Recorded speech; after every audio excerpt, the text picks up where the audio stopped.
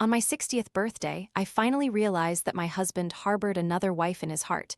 My grandson had another grandmother, and I was merely their legal maid. My grandson, whom I had cherished, hugged another woman, calling her Grandma affectionately.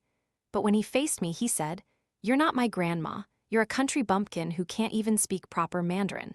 I don't need you as my grandma." My son, whom I had struggled to raise, looked at me with disgust. "Mom, do you have to embarrass us here?" I felt my heart shatter. I turned to look at my husband, Harry, whom I had been married to for 40 years, with pleading eyes. But he avoided my gaze, only saying helplessly, "Stop making a scene. Let's go home." Today was my 60th birthday. Although they never usually celebrated my birthday, 2 weeks ago, while cleaning my grandson Tommy's desk, I accidentally saw a birthday card he'd drawn. On it said, "Happy birthday, Grandma." I pretended not to know anything, but my heart was still full of hope.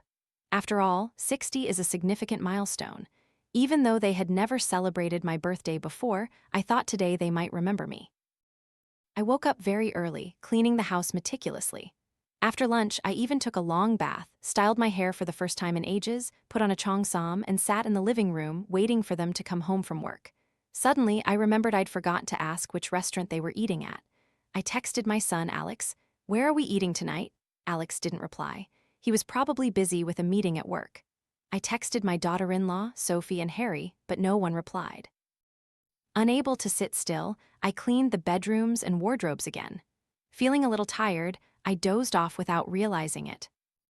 When I woke up, it was already dark. Startled, I remembered, fearing they had been waiting for a long time.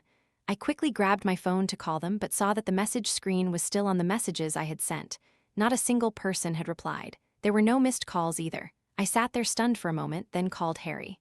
"Hello?" The moment I opened my mouth, he cut me off. "What is it?" His tone was calm and cold, as if he were talking business with a subordinate. "Where are you all eating tonight?" "We're out. You find something to eat yourself, or we can bring something back for you." Hearing this, I didn't know what I was feeling anymore. I was about to open my mouth when a woman's voice echoed from the other end. "Harry, come cut the cake." I recognized that voice. It was Serena, his ex-girlfriend. "It's nothing. We'll talk when I get back," Harry said, then hung up. The beep, beep, beep sound echoed in my ear.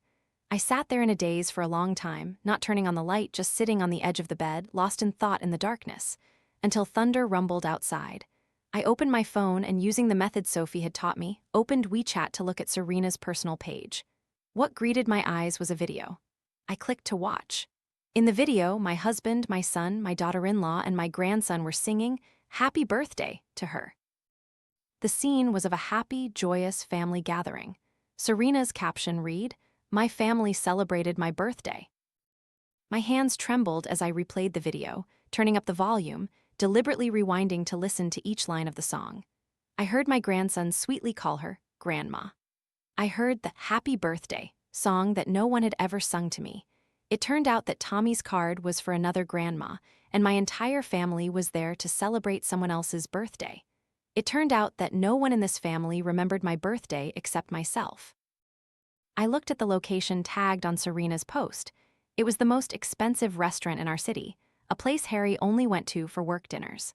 My vision blurred with tears, and I burst into sobs.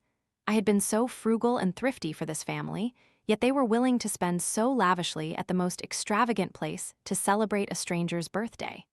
My husband of 40 years only remembered his first love's birthday and forgot about me. I grabbed my phone and rushed out of the house, calling a taxi straight to the restaurant. It was rush hour, and the taxi was stuck in traffic for a long time before finally reaching the restaurant entrance. I got out of the car. The moment I stepped out, I saw Harry and Serena walking out of the restaurant, holding Tommy's hand. Alex and Sophie followed behind. It was clearly a happy family. Seeing me, Harry momentarily looked flustered, but immediately regained his usual calm expression. "What are you doing here?" There was even a hint of reproach in his voice, as if I shouldn't have come. "You must be his sister-in-law, right?" "Hello, sister-in-law, I'm Serena. Today, Harry and Tommy came to celebrate my birthday. I even asked why you didn't come, and they said you weren't feeling well, so you couldn't make it." Serena looked very young, not like someone over 50. She looked just over 40. She wore light makeup, had her hair neatly bunched, and spoke perfect Mandarin. I was about to open my mouth when Tommy suddenly broke free from them both and ran straight towards me. Country bumpkin, what are you doing here? He was a 7-year-old child, but his strength was immense. He crashed directly into my stomach, the pain so intense I almost couldn't stand. Sophie, standing behind, saw what happened and quickly rushed forward, pulling Tommy back and scolding him. How can you be so rude to Grandma? She's not my grandma. She's a country bumpkin who doesn't know how to speak Mandarin. I don't need her as my grandma. Tommy screamed at me. Hearing Tommy's words, my mind went blank. Anger and indignation surged in my chest. I lunged forward, grabbed Tommy, and smacked his bottom hard. Tommy immediately wailed. Passers-by stopped to watch. Sophie, who had never seen me lose my temper before, stood there awkwardly, not knowing what to do. My son, Alex, who had initially stood behind, suddenly rushed forward, pushing me away and pulling Tommy into his arms. Mom, do you have to embarrass us here? Seeing the disgust in my son's eyes, my heart ached. Is this the child I carried for 9 months, the one I poured my heart into raising? I turned to look at Harry, not knowing what I was hoping for, just wanting an explanation, a reaction from him. But before he could speak, the 9th floor manager arrived, gently suggesting we move to a private room. Harry refused, and the manager dispersed the crowd. Harry avoided my gaze, rubbed his forehead, and said to me, "Stop making a scene, go home." His helpless tone made me feel like a clown. "I think you've misunderstood, Sister Mary," Serena interjected, her voice soft and clear. Although Harry and I had a relationship when we were young, we're both older now. Harry and the kids just feel sorry for me because my husband passed away early, which is why they came to celebrate my birthday. Please don't be angry, Sister Mary. Ms. Serena, this is a family matter that doesn't concern you. If you have nothing else, please leave first. I tried to suppress my anger, partly because I believed family matters should be dealt with privately, and partly because my quiet pride didn't want to appear like a narrow-minded woman in front of Serena. At this moment, my son Alex unexpectedly spoke up. Dad, take Aunt Serena home. Mom can just take our car." "Why?" Harry and I said in unison. "Does she not have hands, legs, or money? Can't she take a car herself? Does she absolutely need someone to take her?" I knew I was being harsh, but I couldn't control myself. I felt like a balloon about to burst, a wave of resentment filling my chest, wanting to destroy everything to release it. "Mary, can you just stop it?" Harry frowned, looked at me, sighed, then turned to Alex. "Alex, take Miss Serena home. Tommy and Sophie will come with me." "I don't want to." Tommy ran and hugged Serena's leg tightly. "I want a ride with Grandma Serena. I don't want a ride with the country bumpkin." "Tommy." Sophie looked at my expression, about to pull her son away, but he pushed her hand off. Finally, after a commotion, we got into the car. I sat in the front seat, my grandson and daughter-in-law sat in the back. I opened the window slightly for some fresh air, but Harry closed it. "It's windy. Tommy will catch a cold." Harry focused on driving, not looking at me. Hearing him, I lowered my hand from the window button. Silence filled the car for a while. Finally, Harry spoke. "Mary, you really behaved inappropriately today. You were truly rude." In just 2 sentences, Harry had condemned me. I leaned back in my seat, saying nothing. I don't know how long it was before the car pulled into the underground parking garage of our apartment complex. I finally opened my mouth, my voice hoarse, like someone gravely ill. "Sophie, you also think I did something wrong, don't you?" Sophie didn't reply, but through the rearview mirror, I saw her expression. She also thought I was making a fuss. I chuckled, not knowing why. I just found it funny. I had dedicated 40 years to this family, only to find that no one remembered my birthday. "We're home, get out of the car." Harry stopped the car, calling Tommy and Sophie out.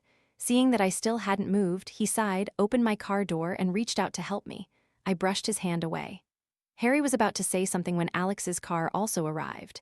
He stopped, walked over with a displeased expression, and asked, "Mom, why aren't you home yet? Mom, what on earth are you making a fuss about? We knew you'd cause a scene, that's why we didn't take you." It's not like Dad and Aunt Serena were alone. We were just celebrating her birthday. Mom, don't overreact. The barrage of accusations from my own son made me even angrier. "Slap!" I raised my hand and slapped Alex. "Mom, how could you hit Alex?" "Mary, are you crazy? Country bumpkin, you can't hit my dad." The 3 of them rushed at me as if I were a vicious demon. Alex clutched his face, looking at me with disbelief. After all, from childhood to adulthood, I had always been a gentle mother, rarely losing my temper, let alone hitting my child. He was naturally very shocked. I shook my aching hand from the slap, a bitter smile on my face as I looked at the 4 people in front of me, ostracizing me. Can I hit my unfilial son? It seemed my expression startled Alex, who awkwardly called out, Mom. But Harry frowned even tighter, looking at me coldly. Mary, you're getting worse and worse as a mother. You made such a scene outside that Ms. Serena's birthday party had to end in chaos. And now you hit our son in front of our daughter-in-law. You're almost 60, why are you still so unreasonable? Hearing Harry, I laughed out of anger.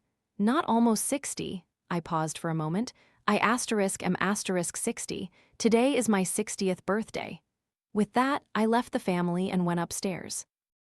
Back home, I went straight into the master bedroom, locked the door, and showered and washed my face. A knock on the door sounded. I didn't want to move, nor did I want to answer. Mary, open the door. It was Harry's voice. I covered my head with a pillow, not wanting to hear him. My phone vibrated. I opened it. It was a message from Serena. I clicked to read it. Sister Mary, about my birthday celebration, I thought Brother Harry had already told you. I saw Alex and Sophie both came, so I thought everyone had discussed it. Besides, we've celebrated together a few years back, so I thought you knew.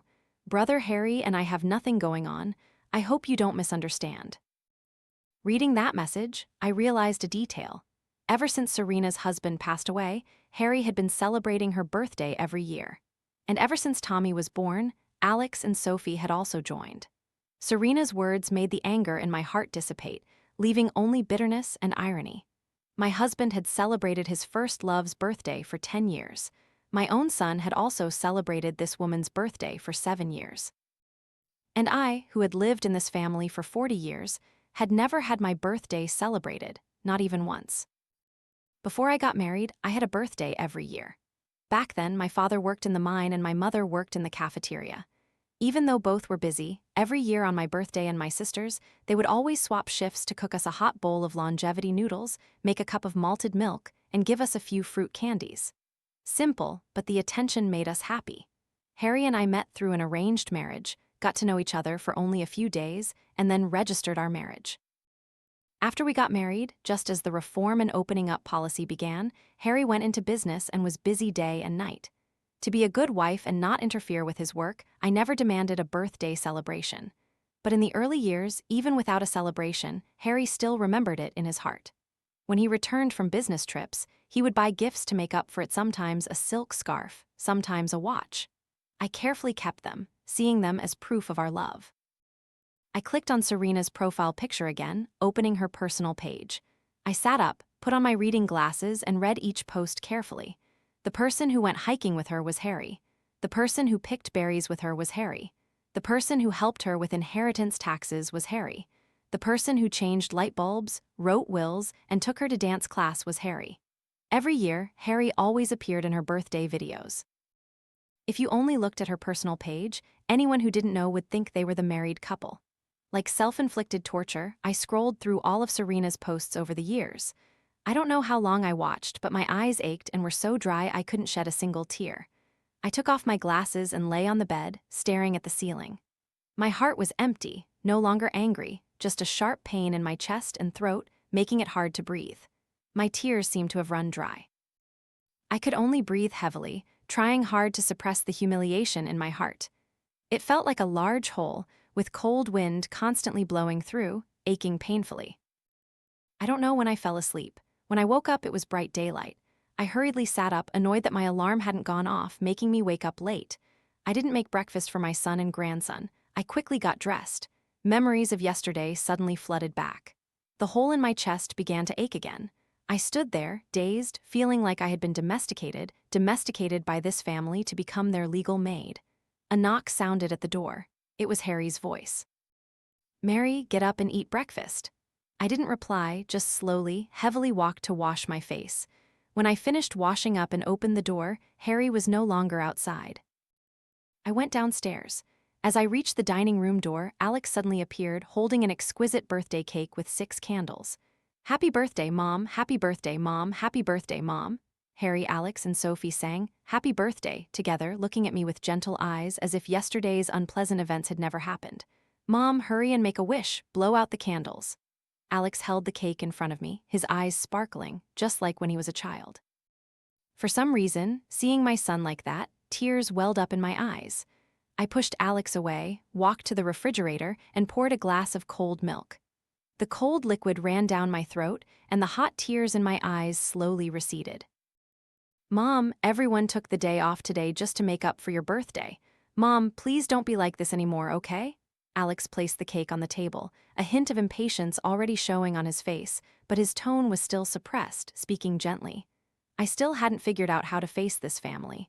I casually grabbed a piece of bread, intending to go back to my room, but Harry held my hand. Mary, we were both at fault yesterday. You can't just keep giving us the silent treatment and running away like this. Hearing Harry, my emotions, which had already calmed down, flared up again, but I tried to suppress them. What do you mean, we were both at fault? What fault do I have? I shouldn't have disturbed your happy family gathering, right? Or is it normal for you to forget my birthday because I haven't had one in decades? Exactly. Mom, you're really being unreasonable like this. Aunt Serena would never be like this. Looking at the identical faces of the father and son, I felt nauseous. I ran to the sink, dry heaved, even throwing up the milk I had just drunk. Sophie rushed over to support me. Mom, don't get angry, it'll harm your health. From next year on, we'll celebrate your birthday. Mom, please don't be angry anymore. I gently pushed Sophie's hand away and looked at Alex. Alex, if you think Serena is so good, why don't you let her be your mother? Mom, stop it, don't talk nonsense anymore. What crazy things are you saying, Mom? Harry roared. In the 40 years since we got married, I rarely saw him so emotional. I used to think he had a cold personality and wasn't good at expressing emotions. It turns out he was only cold to me. When it came to Serena, he became very agitated. Alex was also frightened by his father's anger and stood there stunned. But I suddenly calmed down. All the anger, humiliation, indignation, disappointment, and hatred in my heart turned into helplessness.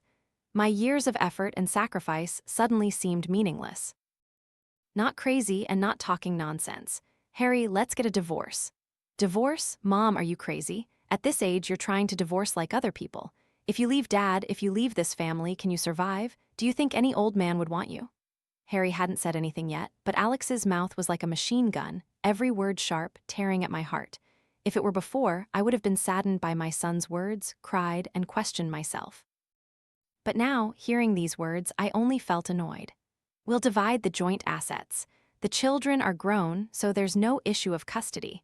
For the divorce, I will have my lawyer send you a divorce agreement. Harry's brows furrowed tightly. I could clearly see he was very angry, but more than that, there was impatience. Mary, you're 60 years old. Don't you think it's ridiculous to use these tricks? I advise you to calm down. I'm going to Haiti for a business trip this week and won't be home. I hope by the time I return, you've thought things through. With that, Harry grabbed his coat and walked out the door, not giving me a chance to say anything more. I didn't want to say anything either.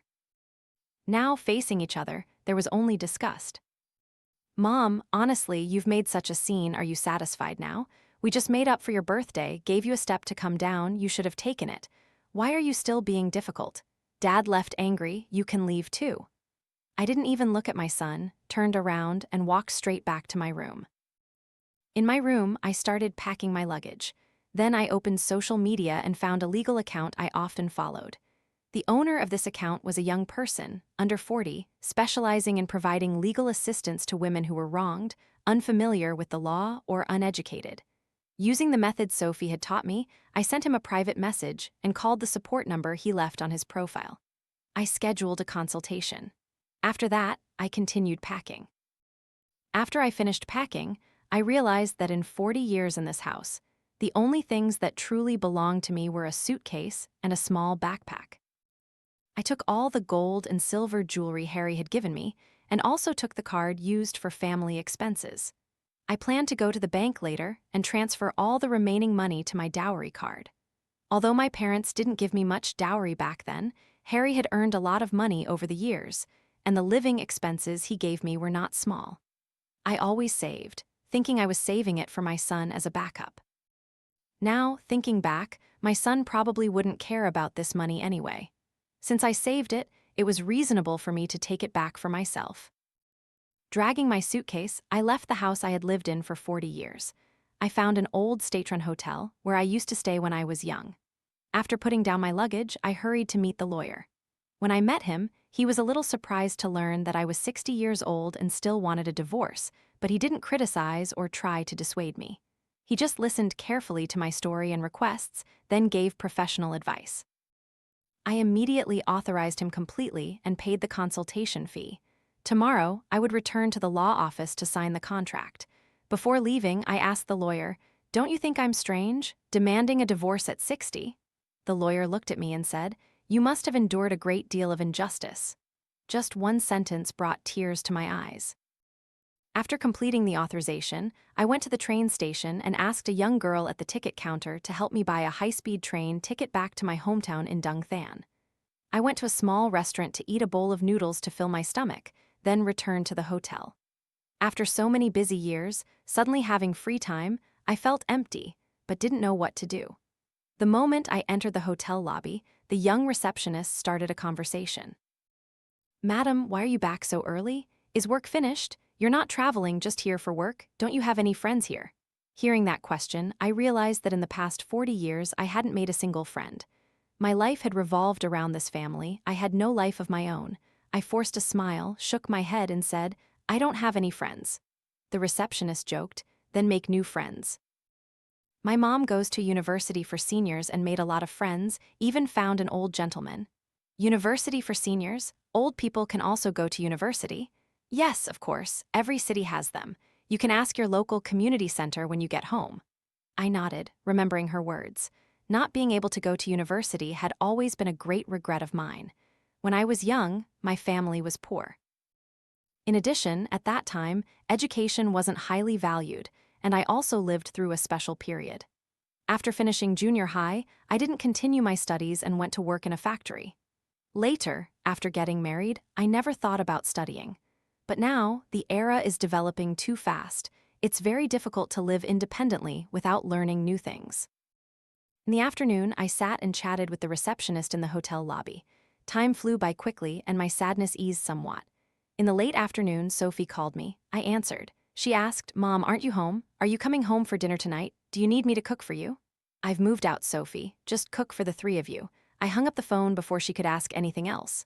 I took my phone and asked the receptionist, "Little girl, can you help me block a few people? I don't know how." The receptionist took my phone and asked, "Who do you want to block? Phone numbers or WeChat?" "All of them." The young receptionist enthusiastically guided me step by step on how to block and unblock people. After learning, I thanked her and invited her to eat a bowl of snail noodles, which she liked. While we were at it, I also learned how to order food delivery to the hotel. After we finished eating together, I returned to my room. As soon as I entered the room, the phone rang. It was an unknown number. I answered. My son's voice came from the other end. "Mom, stop being angry. Come home.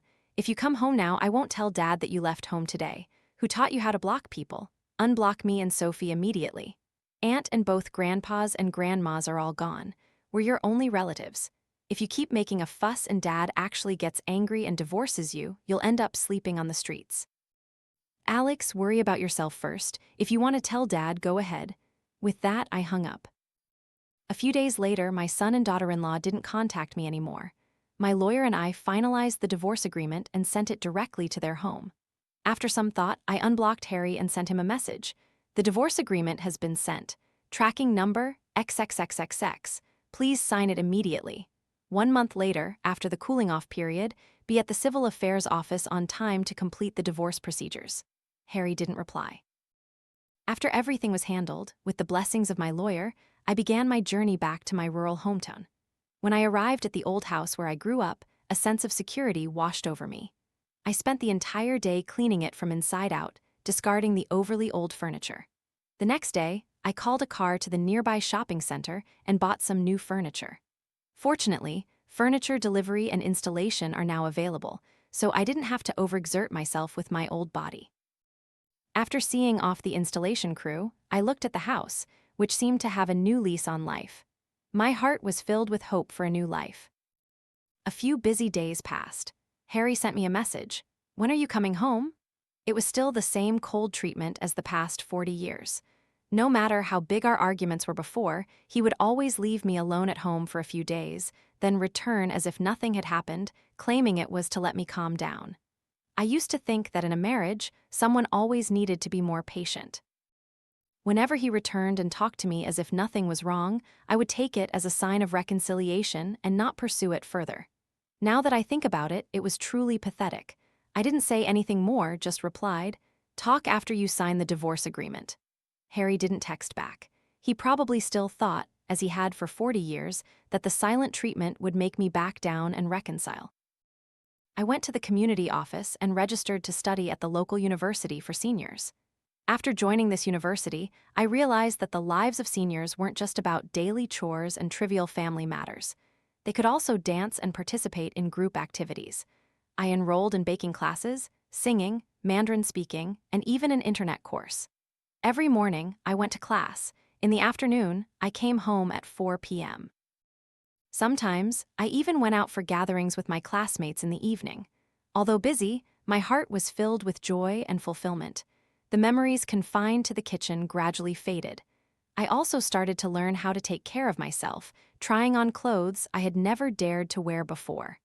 I got a new hairstyle, the kind popular with the older ladies at the university. I made many new friends. An old gentleman from my baking class, members of the choir, and even a young friend, my internet class teacher, Mr. Sue, who was under 30. That evening, I stayed late to practice with the choir. It was a bit late, around 9 p.m. when I got home. As I reached the gate, I saw Harry's silhouette. He was leaning against the gate, looking tired and dejected. I glanced at him, walked past, and used my key to open the door. After entering the house, I poured a glass of warm water, took a sip to soothe my throat, and then asked, "What are you doing here?" "I came to pick you up and take you home. This is my home." "Have you signed the divorce agreement?" "Mary," Harry rubbed his forehead, looking very tired, "we're old now. Stop making a scene. Sign the divorce agreement immediately. Otherwise, I'll take it to court."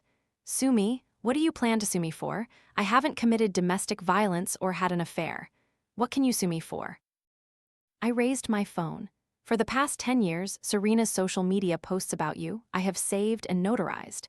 That can be considered evidence of infidelity." "I didn't have an affair. How many times have I told you?" Seeing Harry's angry face, I chuckled. "Whether you had an affair or not is for the court to decide. After all, you've never had as many photos, videos, or spent as much time with me as you have with her." Seeing my emotionless face, Harry lost patience. "Mary, you didn't even finish junior high, you only know a few words, you've never worked, you have no social experience, you can't even speak proper Mandarin. Do you think you can live well if you divorce me?" "Aren't I living well now? The past month since leaving you has been the happiest time of my life. Without relying on you, I've still hired a lawyer, taken a high-speed train, and renovated this old house myself. Harry, how many years have you looked down on me?" I stepped closer, looking straight into the face I had been familiar with for decades. The disgust and annoyance on his face were clear. Why did it take me so long to realize? "Harry, you think I'm not worthy of you. So why didn't you refuse when we had our arranged marriage? Or did you just want to marry a maid so you could focus on your career? Have you ever considered me your wife?" My continuous questions made Harry's expression grow heavier, but he still avoided my gaze. "Haven't I been good to you, Mary? For decades, have I ever made you work a day? Have I ever made you suffer a day? Have you ever had to earn a single penny outside? How many people outside envy you for living such a comfortable life?" A comfortable life, from dawn till dusk, revolving around the kitchen, washing clothes for the whole family. Have you and Alex ever washed your own underwear or socks? Do you think clothes magically get clean and smell good? Do the trash in the house magically disappear? If you think those days were good, then you live them. I won't live like that anymore. Yes, do I have to be exhausted? I don't want to be a maid anymore. Maids outside get thousands of yuan a month. If they don't like it, they can quit. But being a maid for the Ha family is not only free, but I'm also scrutinized and nitpicked. I'm not doing it anymore." Harry was speechless, unable to say anything more, only coldly uttering 4 words. "Unreasonable, get out. I'll give you 1 more week to sign the agreement. Otherwise, I'll sue for divorce." After driving Harry away, I felt lighter. I thought that after that fierce argument, Harry would surely go home and sign the divorce papers. But unexpectedly, a week later, Harry brought Alex and the whole family to the door of my old house. They even attracted the attention of the surrounding neighbors. Not wanting to be gossiped about, I led the whole family inside. As soon as we sat down, Tommy rushed into my arms, sobbing. "Grandma, I miss you so much. A few days ago, I was sick, itchy, and painful all over. I want Grandma's steamed eggs. I pushed Tommy away. Grandma is busy tonight and has to go out. If you want something to eat, let your parents make it for you. Tommy was surprised by my reaction, looked at his parents, then slowly burrowed into Sophie's arms. At this point, Alex spoke up. Mom, our whole family came here today to bring you home. You haven't been home, and Tommy got sick twice in a row, once a cold, once an allergic reaction. It's really hard to take care of a child, Mom. Sophie and I are really not good at it. You wouldn't bear to see your grandson suffer like this, right? I interrupted him. Wouldn't bear it? Why wouldn't I bear it? He's your child, not mine. I raised you, I fulfilled my parental responsibilities. Now it's your turn to be parents. I turned to Harry and continued asking, have you signed the agreement yet? If not, I'll sue. Mom, calm down. These past few days, Dad, Sophie, and I have all reconsidered. It's true we were wrong to forget your birthday, a very big mistake. We truly realize our fault. I've also told Dad that from now on, we won't contact Aunt Serena anymore. Mom, please rest assured. From now on, every year for your birthday, we will celebrate it grandly. That's right, Mom. There's nothing in a marriage that can't be forgiven. Dad also realized his mistake. That's why he brought the whole family here to pick you up. He actually cares a lot about you. Alex glanced at Sophie, who immediately chimed in, Yes, Mom, that's right. Looking at my daughter-in-law, I no longer harbored much resentment. But as a woman, I understood she only wanted to shift family responsibilities onto me to lighten her burden, never considering my feelings. Sophie, I asked her, if Alex had a first love outside, and that person's husband passed away, and he went hiking, picked berries with her out of sympathy, helped her change light bulbs, went on business trips with her, and celebrated her birthday every year for 10 years, even taking Tommy along, could you accept that? My question made Sophie's face turn pale. She couldn't say she didn't care, nor could she convince me not to care. Furthermore, you didn't come to me because you realized your mistakes, but because you found you were missing a maid, and your lives weren't comfortable, right? Alex, is this the first time your shoes have been so dirty? No one polished your shoes for you. Do shoes clean themselves if you leave them there? Harry, have you been wearing that shirt for a few days? Did you realize that after clothes are washed, they don't naturally straighten themselves? They need to be carefully ironed, right? Sophie, have you realized it yet? Taking care of a child is not just hard work, but it can also make you tired and helpless, right? My questions plunged the room into silence. Harry cleared his throat, his voice hoarse. He said tiredly, Mary, before we didn't pay attention to your sacrifices, we took them for granted. Now we realize our mistakes. From now on, we will share the housework with you. I also won't contact Miss Serena anymore. Can you forgive us? No, I can't, I answered decisively. If there's nothing else to say, then leave. I have something to do tonight. Mom, if you get a divorce, how will an old woman like you live? Who will support you? Who will take care of you when you're sick? Remembering a recent video I learned from my internet class, I smiled at Alex and replied, I'll live as long as I can breathe. If I get sick, I'll go to a nursing home and die there. Finally, the whole family left in dissatisfaction. As they left, Tommy asked me, Grandma, Mom said you don't need Grandpa anymore, so I don't have a biological grandma anymore, right? I shook my head. Didn't you say you liked Aunt Serena more? You told Grandpa to marry her, so she's your biological grandma. Tommy joyfully jumped up and down. Great! Aunt Serena is my biological grandma. Watching Tommy's retreating figure, I completely let go of the last bit of attachment to that family. Children don't say such things on their own. They must have heard adults say it or been taught. Whether it was Serena or Harry, now, they no longer mattered to me. Now I was alone and felt completely free. After returning, Harry quickly signed the divorce papers. He even divided more joint assets than necessary for me. I didn't refuse and accepted everything. A month later, I went to Beijing to pick up my divorce certificate. While there, I transferred my household registration from Harry's home back to my hometown. Then, with the help of my internet class teacher, I learned how to record and edit basic videos on my phone and created a video sharing account specifically for posting my baking videos. Although it didn't have elaborate editing techniques, thanks to my age and baking skills, my channel gradually gained attention online, becoming a small phenomenon. My friends were no longer limited to just old men and women my age, but gradually expanded to include young people from the 90s and 2000s generations. I heard that Harry and Serena eventually got together, but Serena didn't know how to do housework. Not only could she not take care of the family, but the whole family had to take care of her. Harry helped care for Tommy, but the grandson ended up with food poisoning and had to be hospitalized. Because of this, Alex took his wife and child and moved out. Not long after, Harry was diagnosed with rectal cancer. I heard the reason was that both old people in the house frequently ate takeout food, but I don't know the details. Anyway, it didn't concern me. Not long after Harry got sick, Serena filed for divorce, taking another half of his remaining assets. Now, Harry had undergone surgery and was bedridden. Sophie, wanting to take care of him and Tommy, had to quit her job and become a full-time housewife. I learned all these things from her messages to me. When she decided to quit her job, I only said one thing: I don't judge your current choice, but if you want to start over, it's never too late. Yes, at 60, I finally began to learn how to love myself and started over the life I had missed for 40 years.